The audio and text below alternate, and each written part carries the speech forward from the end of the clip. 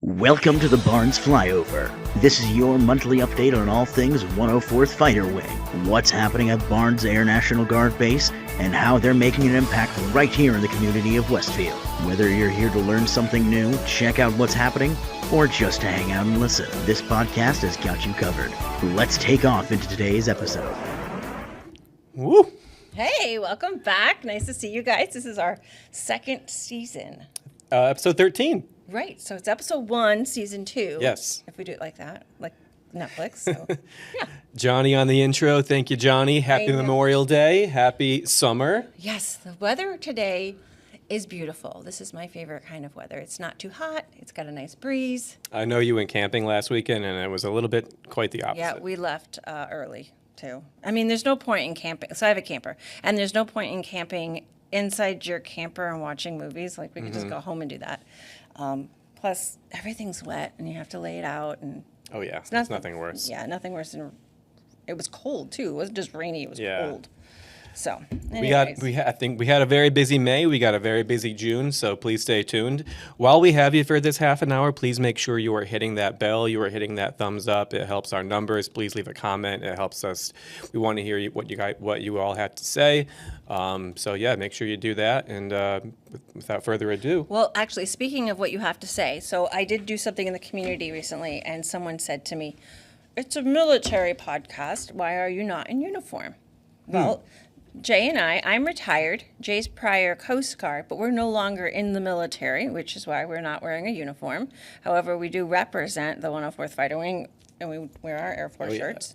And trust me, I could not fit into that Coast Guard uniform anymore. I would look like a big blueberry. So we're all happy we're not doing that. But we do work at a military base. We're Title V, and we do public affairs for the 104th Fighter Wing. So that helps answer that question, because I did get asked that. All right, good question. I also got somebody who said they do really much appreciate being able to watch us on Channel 15. So kudos to you, Pete. And that they just want us to continue to inform them on what we're doing in the community. Awesome. Yeah, so good. All right, let's get it kicked off. All right, let's get here. going. Let's get it started with our Today in Aviation History, my favorite segment of the day. May 29th, 1940, we had the maiden flight of the prototype XF4U Corsair. We all know that. I feel like we don't use those letter number combos like we used to, because I think last month was a weird one too. Yeah, but very crucial plane in history. It was used heavily in World War II. 2,140 air-to-air kills during World War II. That puts it at an 11-to-1 ratio, which isn't quite as awesome as the 104-to-0 in the F-15, but still pretty impressive. It had that gull wing design, which you can see in that photo there. If you can't see it, it kind of has like the wings of it are almost flapped up like a bird at the end, and that was to help accommodate the extremely heavy Pratt & Whitney engines, as well as the heavy armament that it was able to carry. So that prototype, May 29, 1940, big turning point in American history, big turning point in the World War there. So, all right, yes. Yeah. Who have lost our way. Goodness. Oh yeah.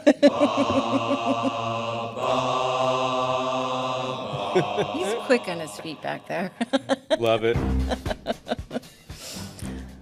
All right, so that is your Today in Aviation History. All right, let's get moving to what we did in the community. All right. So we are always busy in the community. The first thing that happened in May was Camp Moses. Our LRS and Maintenance Squadron members went over to Camp Moses, where the scouts usually have their camp up there, and they put up tents, assisted as needed, cleaned up the facility. They were there all day long, so that was a good one. We also went to Westfield Aviation Museum. They had their big day, their open house fly day, May 16th. We had our fire trucks there to do like a touch-a-truck thing to show the kids and people. Our Thunderbolt Council was there, Public Affairs, I was there, and we also had many volunteers there assisting with that. But what Public Affairs is trying to get into the community more, so that if you have questions, you can just come up to us and ask us.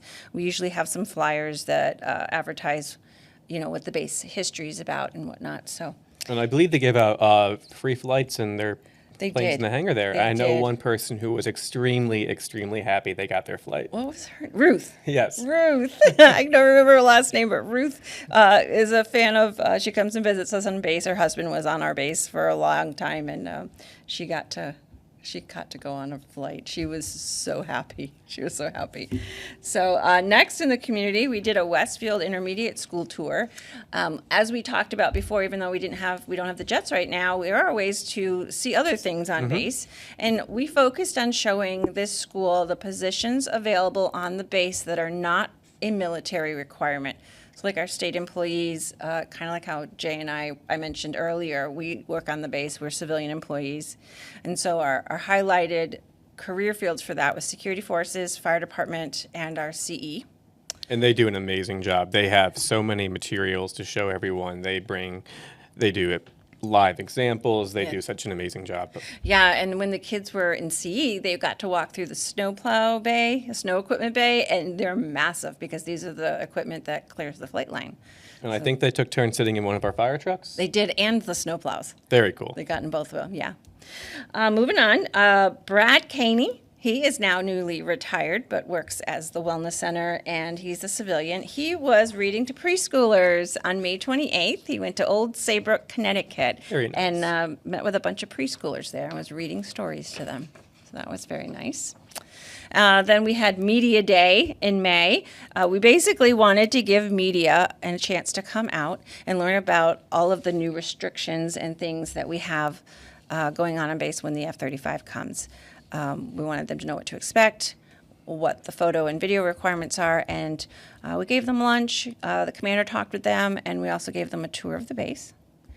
And then Memorial Day, Colonel Stephen Reynolds, our deputy commander, he spoke at the Westfield ceremony. So even though it rained out, we had no parade, we still had a ceremony at the school, and Colonel Reynolds was there talking for that. Awesome. And importantly here, we had Yes. mutual aid we have every month. So we get phone calls coming in from the community saying, hey, we need your support as far as our fire department. So May 6th, they got a call from East Hampton, fortunately canceled en route. May 16th, Westfield called. That also had to be canceled en route. They no longer needed them. 18 May, they did a mutual aid to Westfield for a rapid intervention team. Engine 7 responded to 2 family residents, performed secondary fire search, overhaul, and search for missing pets. And good news, the pets were found. That is the key one right there. Pets were found. Yes, Love it. I will give that credit to Westfield. Westfield did find the pets for them. So, yeah, so that's what we did in May in the community. Let's hear what we've done on base. All right, a lot of things going on base. Our communications squadron just got back from Cyber Yankee exercise. So this is the 12th year that the National Guard has participated in the Cyber Yankee. This year, there were more than 360 participants. And one of the most unique things about Cyber Yankee is that it has the guardsmen work with civilian partners. Those civilian partners with focuses on civilian infrastructure such as natural gas, electricity, and water. And we were talking about this morning about like the active duty side versus the guard side. And one of the key things here is that in the Guard, you have your state mission and your federal mission. So there are going to be times where you're going to have to work with civilian infrastructure and civilian companies. So during Cyber Yankee, they were placed into different teams. We also had our state partners from Cyprus, Brazil, El Salvador, Kenya, Paraguay, Uruguay, Canada, and Sweden participate. Wow.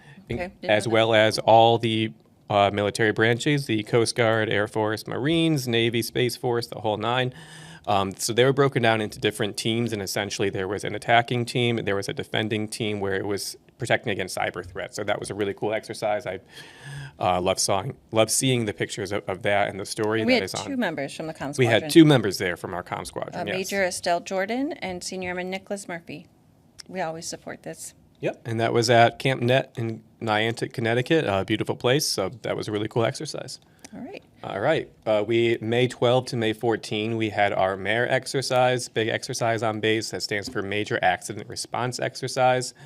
And then we have a quote here from Senior Master Sergeant Sandra Kreider, who is our 104th Fighter Wing IG Superintendent. She describes the exercise as a part of our ongoing commitment to ensuring the safety and preparedness of our personnel. This exercise is designed to test our response procedures and enhance our readiness in the event of a critical incident. So that was really awesome to see. It took the entire base working together, different things. Yeah, we did bring in community resources as well. We had Westfield PD, and we did have OSI from Westover. So this type of exercise brings in community partners as well, so that we all work on the same page and we train the same way. Yeah, and that's the point of training, is to find the cracks so you can correct them. So if anything were to happen, you're buttoned up, you're in shape, you know all your processes and procedures, and yeah, that worked really well, especially for even like the public affairs side of thing. I learned a lot from the exercise. We had base cleanup day. Base cleanup day. I think I saw some wheelbarrows out there. There were some wheelbarrows, but then there was these big trucks. I've never seen this happen on base cleanup day, but I thought it was so cool. Ryan Ratcliffe is driving the backhoe there. Is that what that is, a backhoe? And they were pulling out dead, like massive dead bushes at the LRS building. Yeah, that's a sad bush right there, but they managed to get it out completely. And like I said, Ryan Ratcliffe came in with his backhoe and they pulled it out. Very cool. So base cleanup day is part of something that we do every year, but this year it is even more important as we continue to gear up for that F-35 arrival. Speaking of that, we are doing our Building 1 remodel project. The top photo there, if you are watching the YouTube, if not, if you're on the podcast, there was a very, very large mural on a wall, which was, I think, painted in the 70s, if I want to. No, that can't be right. I think it was the 70s, but it was iconic because this is where a lot of people swore into the military. My enlistment photo is in front of this mural.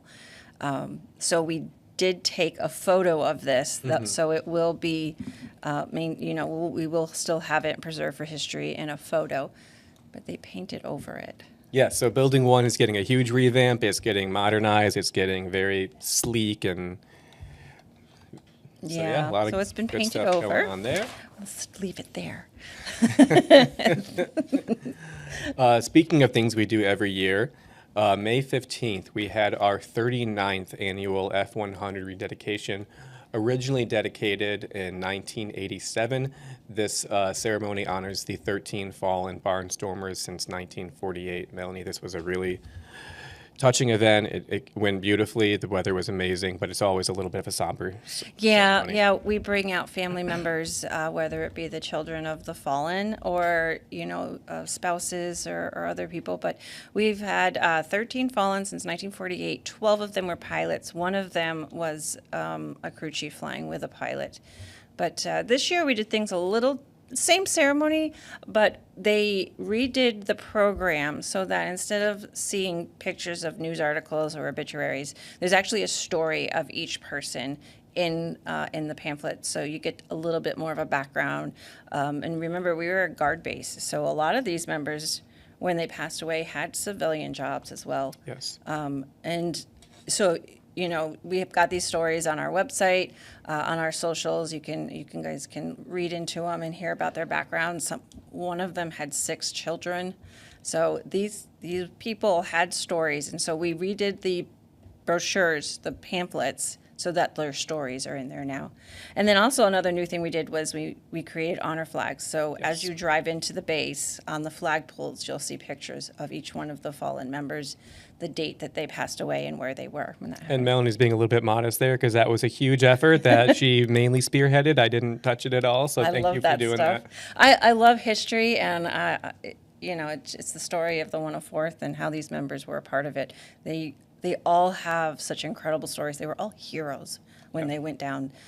Several of them were avoiding fields of people or, Hamden Ponds where there was people on the beaches. And they would stay with the aircraft to steer away from it so that they would save lives. So these guys, they really were heroes. Yeah, and we also have the entire ceremony on video. Thanks to Pete and his amazing fancy gadgets, we have the entire thing on video. That is on our YouTube page, that is on Divids, and another update, we now have videos on our 104th.ang Yes, and website. That is the hard work that Jay does. Thank you, and Jay that runs video the is website. up there. Any prior public affairs multimedia people will understand the turmoil in having to run our website, and Jay's got this. So if anyone has ever worked with the the program. The program, it's not easy. But yeah, the video is up there now if anyone wants to go see it. I think it's about 27 minutes long. It's from start to finish. It covers the ceremony, the 21-gun salute. Unfortunately, no flyover this year, but next year we're going to be getting back to that, I hope. So. Yeah, so. And then I do have one quote I wanted to read quickly from Colonel Michael Glass, our 104th Fighter Wing commander, about the ceremony. Honoring the fallen is one of the greatest commitments we can hold as active service members. So that was a really powerful quote. I thought that was emulated the ceremony pretty well there. So we also have the Barnes Run Club. I got to join this. I'm going to scan this QR code right now. So yeah, there is a QR code there. So if you are watching it, this is a really cool patch. It's not actually a patch. It's just been created, but no one actually made it come to, to be. TBD. So I talked with Pat, and I was like, "Hey, do we?" It's Pat Guyani who's running this, and I said, "Do we get a free patch or a T-shirt or something if we join the club?" And he says he is thinking of it. So I say we get a whole bunch more people to sign up for this club. It happens on Thursdays, ongoing on Thursdays, depending on weather, depending on the time of day. You are to follow some of these instructions here on the flyer. Download a free app called Strava. And that's where he will communicate with you about any changes in the schedule, whether it be like a morning run or an afternoon run. The goal is to eventually incorporate other things to help with running so that ultimately they can get to the 2-mile run that's needed for the PT test. But all abilities are asked to join this, and you could be military or civilian. And my hope is that we get a patch or a T-shirt. Look at that. It's the F-35 flying over a track running. That is a sick patch. And it says Barnstormers Run Club. So I love that. I really do. So go look into that. All right.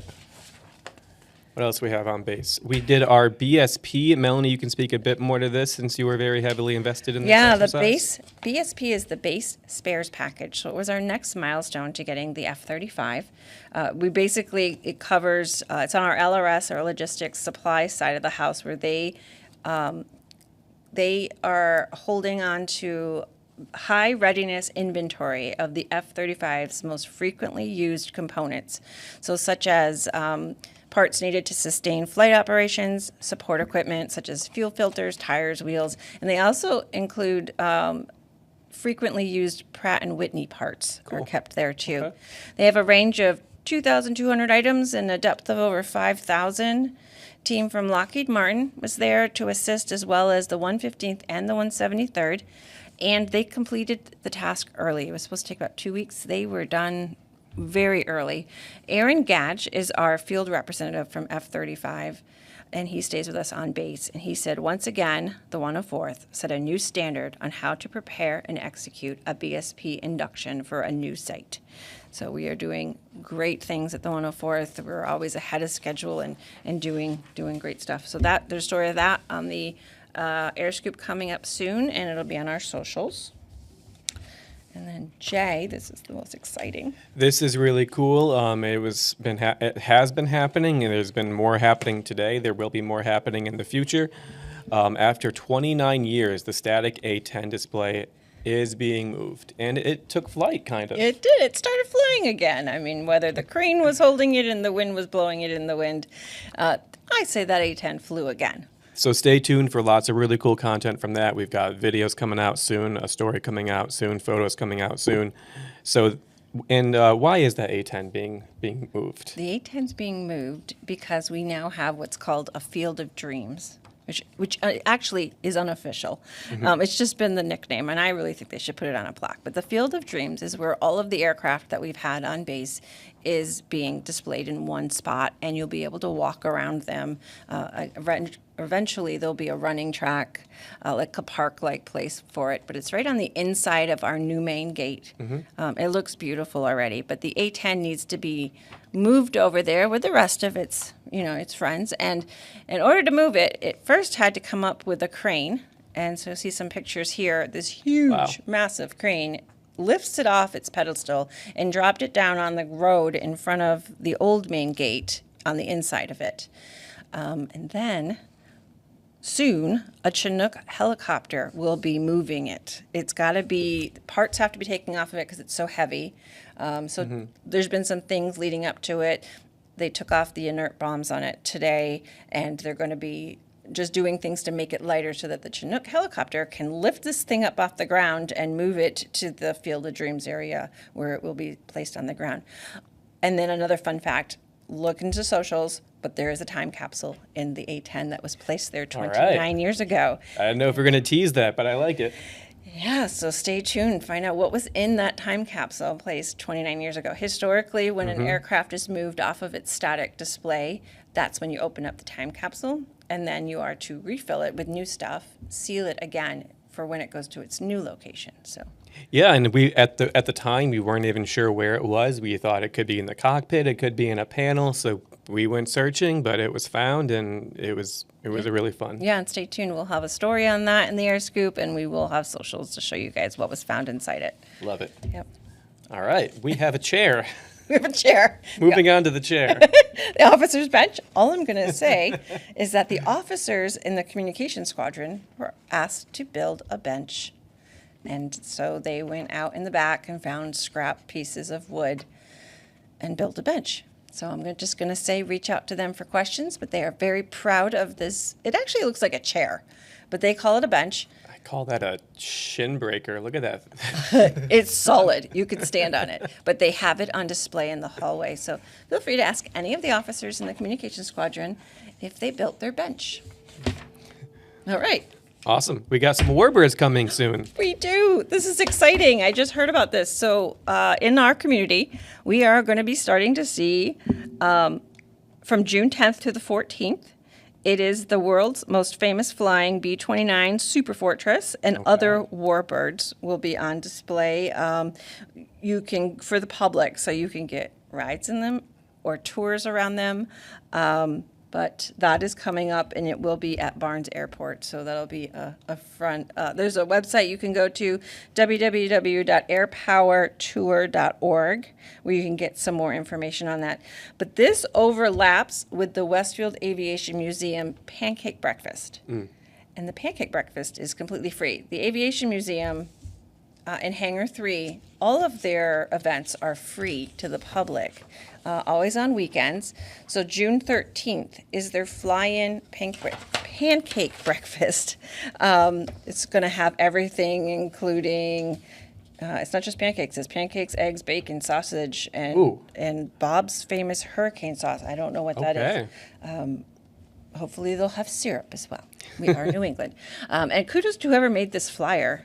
It's really cool. It even has like the hanger. Yeah, I like it a lot. It's like that, almost like that World War II vibe. Yeah, I like it. I don't want to say it was ChatGPT. I want to say someone made this, but it is a really cool flyer. I like to give people the benefit of the doubt. Great. So Westfield Aviation Museum does a lot of free events on the weekend. So there's a few more. July 18th. Hot dog, burger burn, and August 15th they're doing a movie night. Their lobby is dedicated to the 104th Fighter Wing and the history of it. So, so it's completely free. Living museum. So, okay. All right. So that was what we did in base. Now let's talk about what we have going on in the community. So we have Smith Vocational School coming out. We're going to do the same kind of tour with them. They are specifically asking to see security forces and fire department. So we'll do the same type of tour with them. As we won't have F-35s at the time of them coming. And I believe that is our last pre-F-35 tour, correct? It is, yes. Okay. But if anybody, like a vocational school, or like we will be talking with Earl Bonnet about, a little bit later, our guest, how to do different tours of course everyone's interested in the F-35, but we do have some other educational tours that can be catered to the needs of a vocational school or a history lesson or something like that. Yeah, and as I said, everyone that helps us plan and conduct the tour, they do such an amazing job. They really get down to like the nuts and bolts of everything, and it's really educational. And they're great with the kids. That too. They really are. Exciting thing here, we have Chief Counsel Scholarship Awards. Woo! And the winners are Brandon Tchaikovsky and Haley St. Jean. Congratulations to both. That is amazing.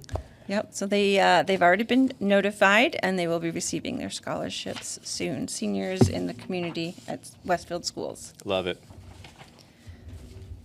All right, environmental restoration program. We have our one more. Flip the page.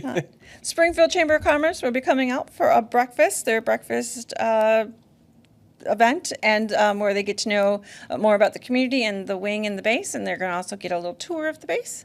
And then the last thing we have going on in the community, Green River Wellness. That is our medical squadron going to Kentucky to provide no-cost health care to the region.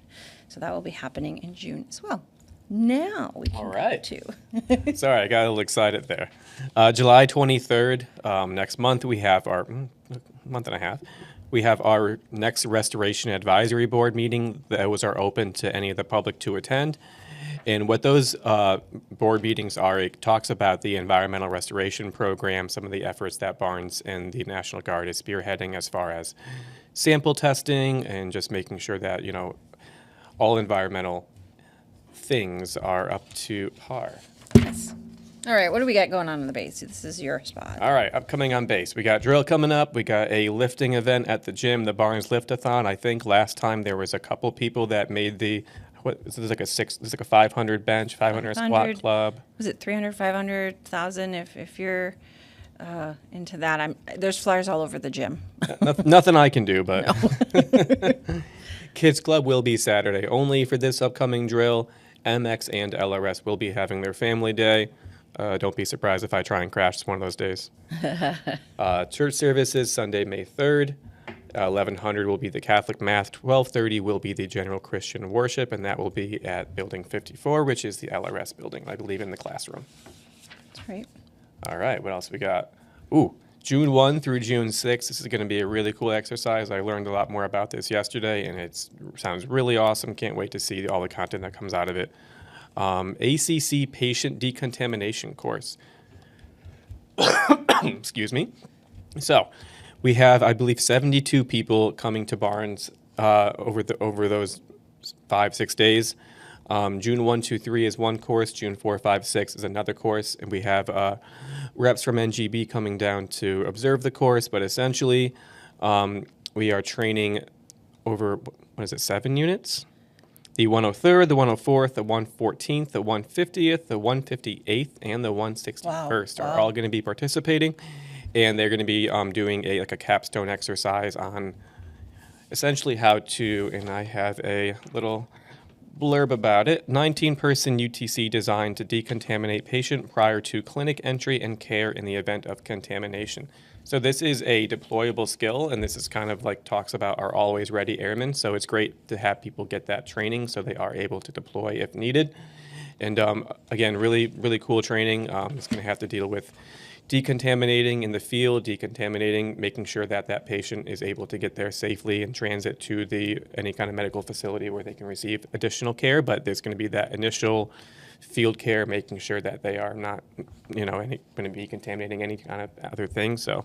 Yeah, and so just keep up. It's going to be a busy area around the medical building, communications, medical PA building. They'll be doing things outside on the front lawn there.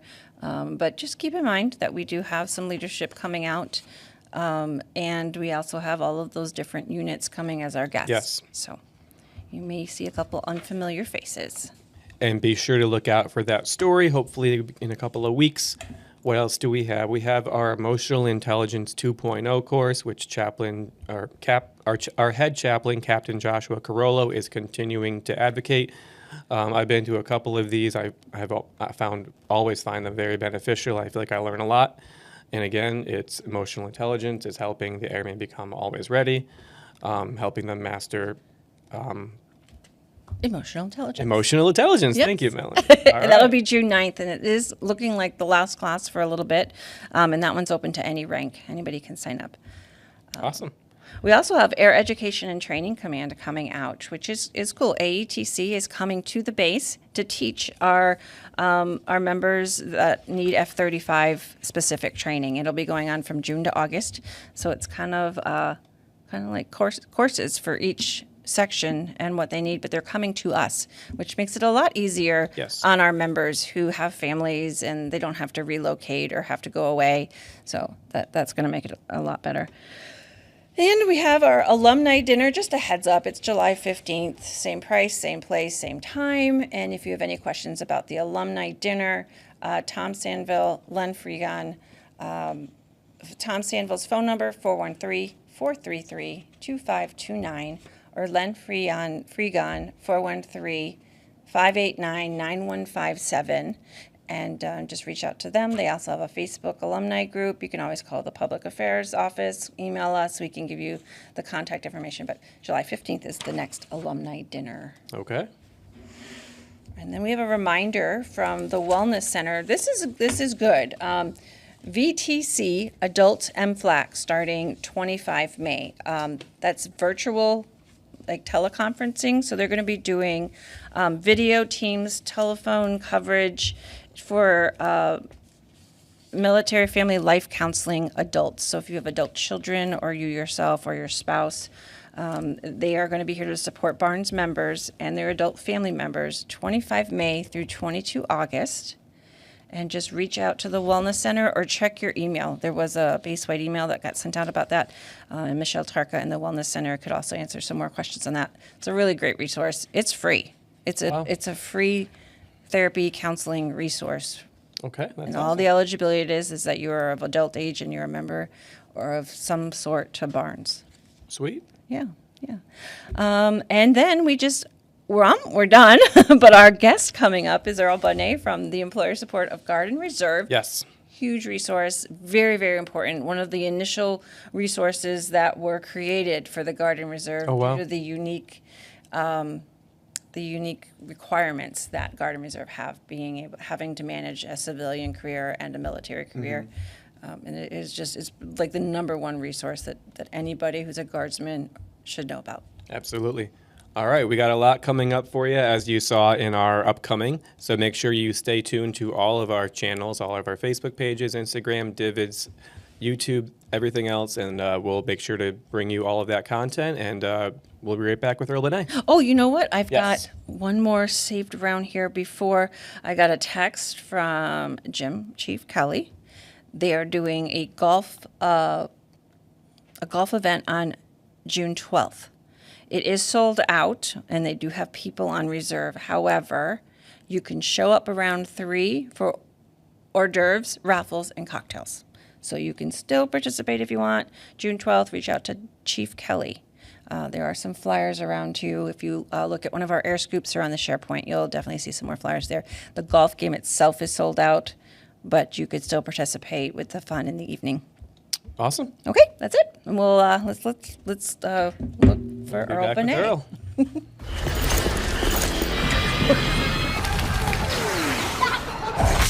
Look, everybody wanna go and talk.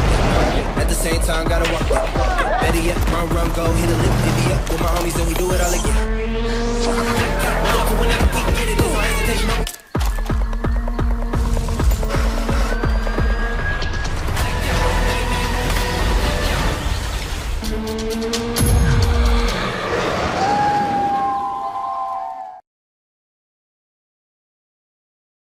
Welcome back. We have our guest here that we mentioned earlier, Earl Bonnet, who is from the Employer Support of the Guard and Reserve, which is ESGR.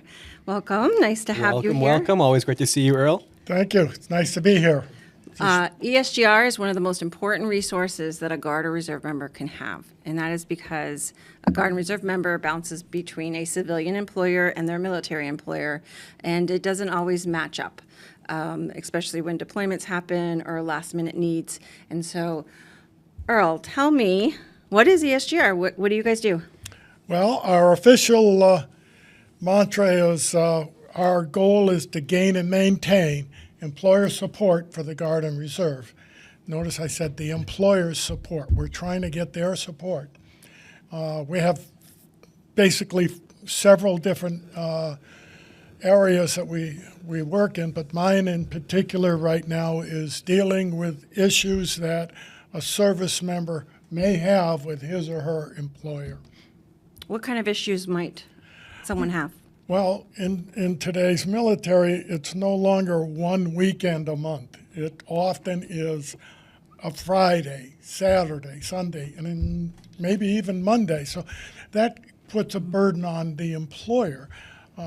And often there'll be changes in the agenda, and the military needs a particular service member more often than they would have in the past.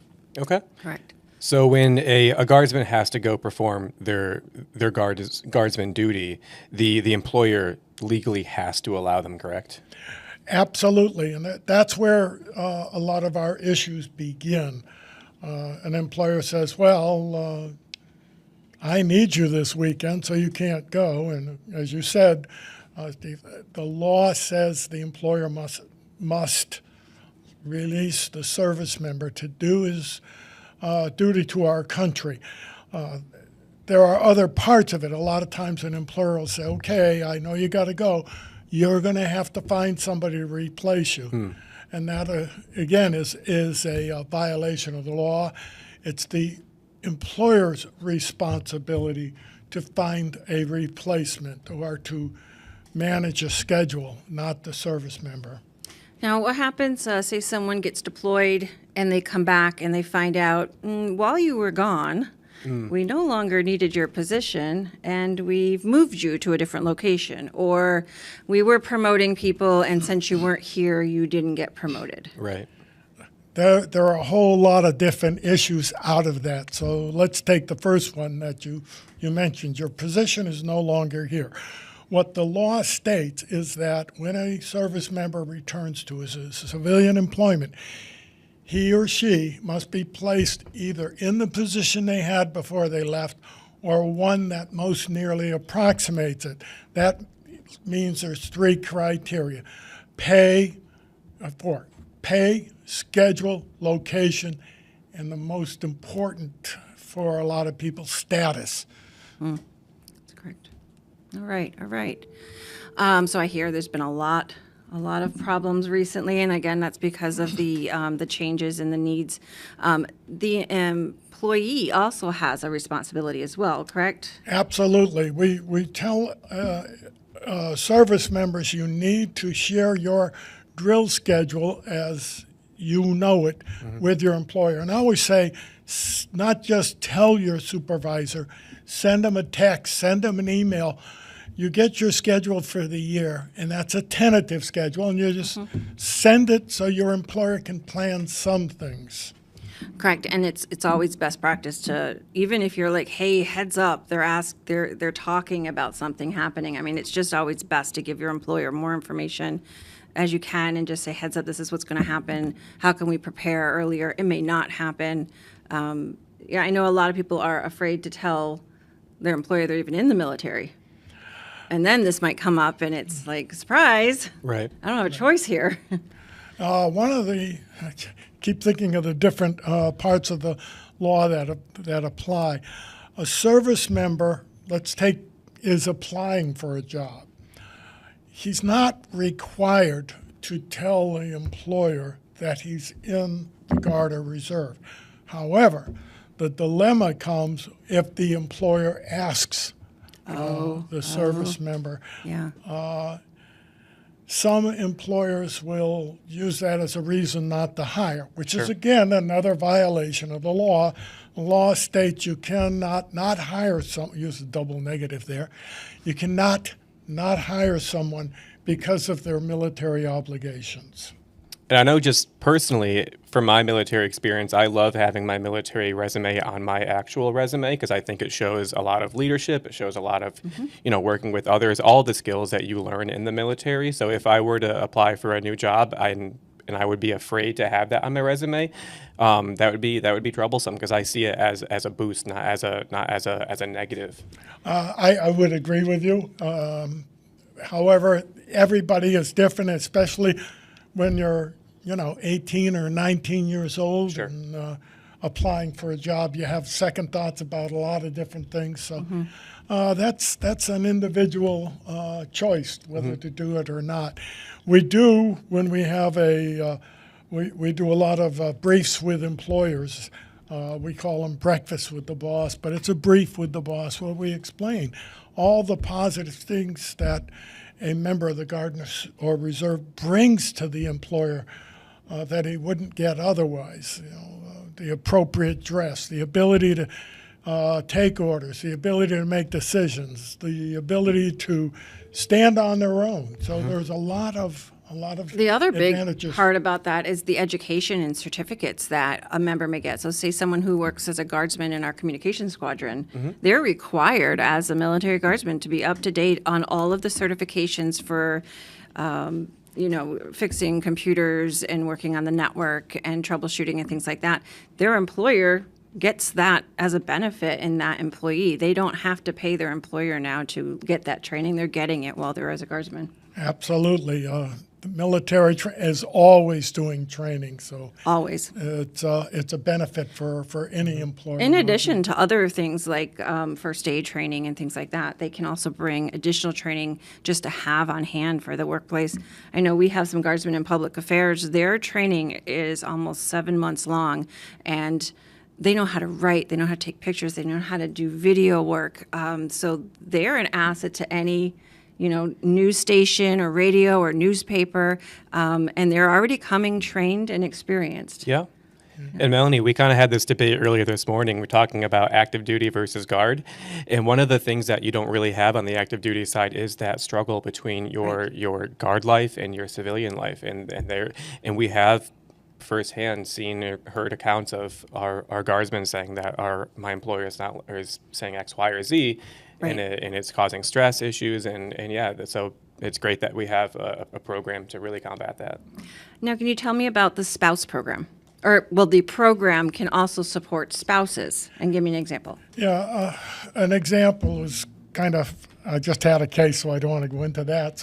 But let me say that under certain circumstances, the spouse of a service member is entitled to coverage under the Uniformed Services Employment and Reemployment Rights Act, as long as it has something to do with the service member's duties, in other words. Okay.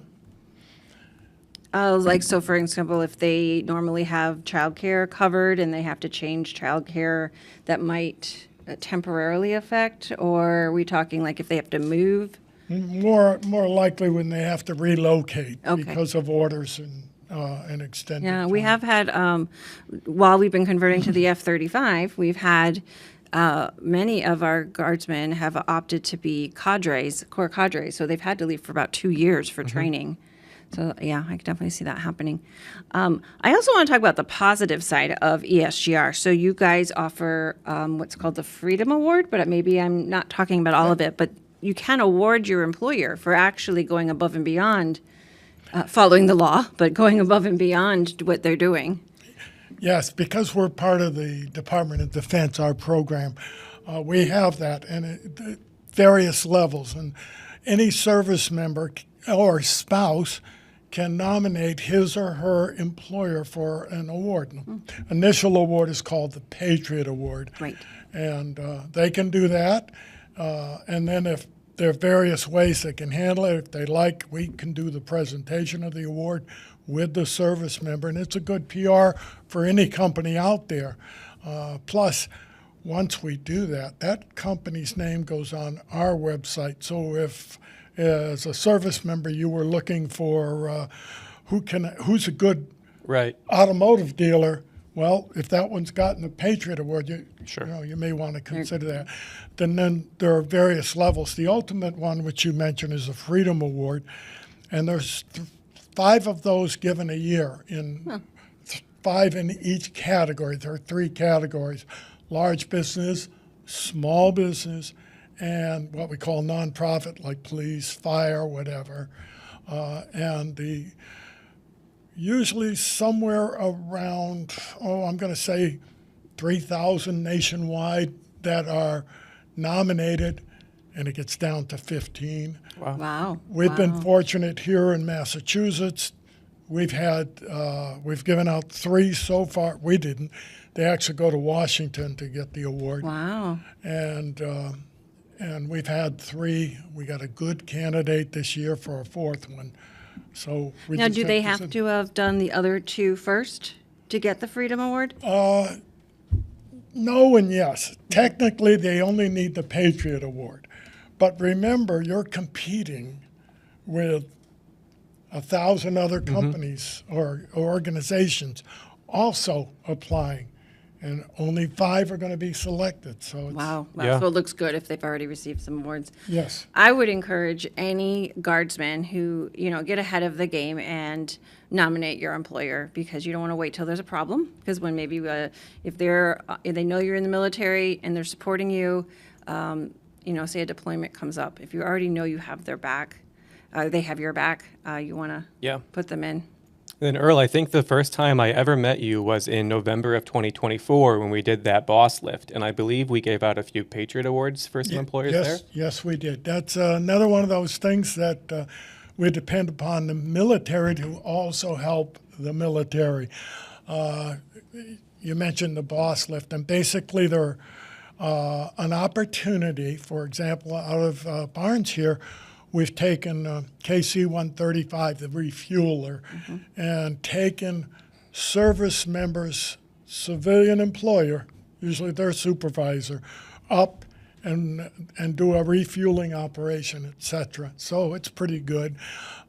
Also at Westover, we'll take the Galaxy C5, that big old plane, and we'll fly up around Mount Washington and back. Very cool.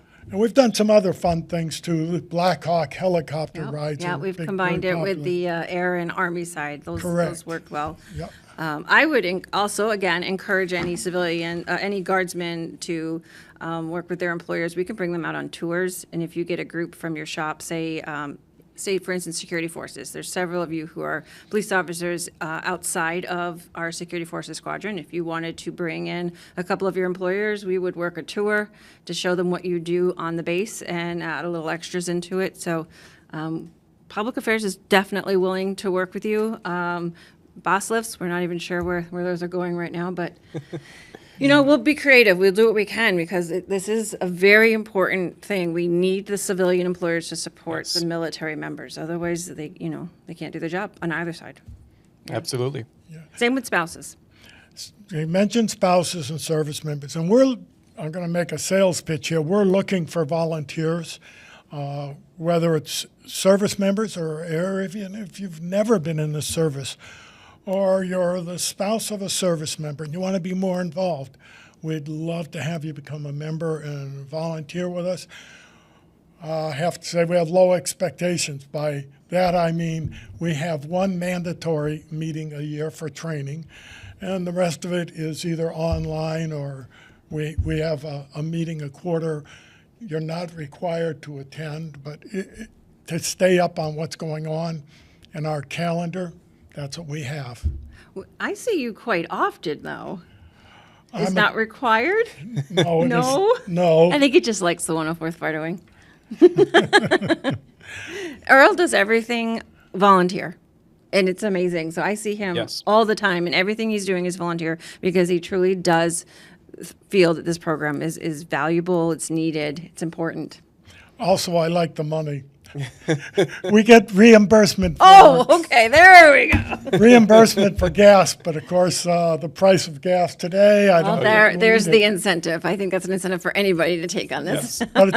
But it's only for the travel, not a blank check for what we do. Yeah. So Yeah, and anytime that we see you in our office, we pipe up. We love Everybody seeing lights you. up, yeah. So, okay, so let's say that we have a member that is dealing with an employer that is being hesitant on letting them do their service, or let's say a member wants to submit their employer for one of these Patriot Awards. How do they go about doing so? okay, there are two different questions there, really. Yes. In Massachusetts, we have an office, and I'm going to give you the phone number for that office. It's 339-202-4816. We have one paid person.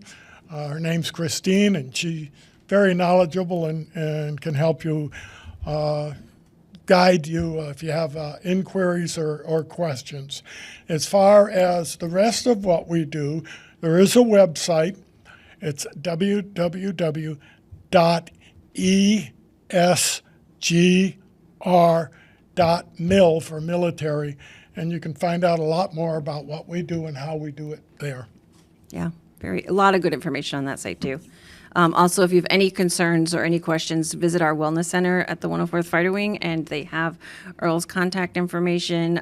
They'll know when he's coming back out on the base as well, and if you don't get that number, they'll have it there for you. Yeah, I'm a 24/7 volunteer. This is not part of my normal day. We but appreciate it. We just like to see you. when we had the big build-up for the Middle East, Westovers had me at 3 in the morning. Can you do 3 in the morning? And I said, I can do it. Can you stay awake? Well, it was so nice to have you here. We're very happy to hear. Can't wait to see you again on the base. And I think that's it for our podcast today. So, I think we're good. all righty. Thank you, Earl, so much. We'll see you in the next one. Thank you. Okay.